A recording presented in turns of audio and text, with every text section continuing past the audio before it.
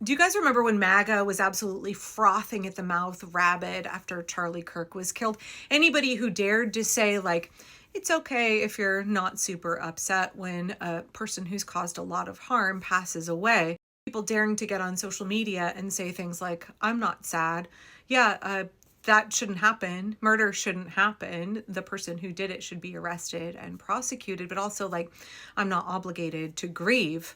MAGA fucking came for those people, doxed folks, got people fired from their jobs. I got death threats several times a day for several days after I made 2 videos where I basically was like, you know what, it's okay if your feelings are complicated when something like this happens. If somebody who has caused a tremendous amount of harm is no longer able to cause that harm, it's actually okay if you feel a sense of relief.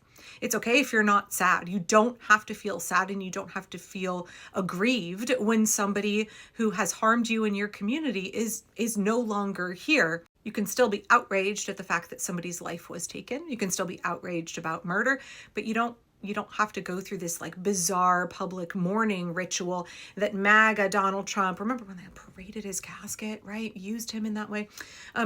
This bizarre grieving ritual that they wanted, a mourning ritual that they wanted the entire American populace to go through. It's okay if you didn't want to participate in that, because I said that I got death, like the most graphic death threats. Yes, I did file an FBI report for every single one of them, but the FBI is being run by a conspiracy theory podcast bro who likely lied under oath to Congress. So, I'm not the only one by any means. And the Trump regime, Republicans especially, stoked political violence, right? We all understand that they used Charlie Kirk's murder, which is why there's a bunch of conspiracy theories now swirling around Erica Kirk and TPUSA and the Trump regime. But, we know what those conspiracy theories are.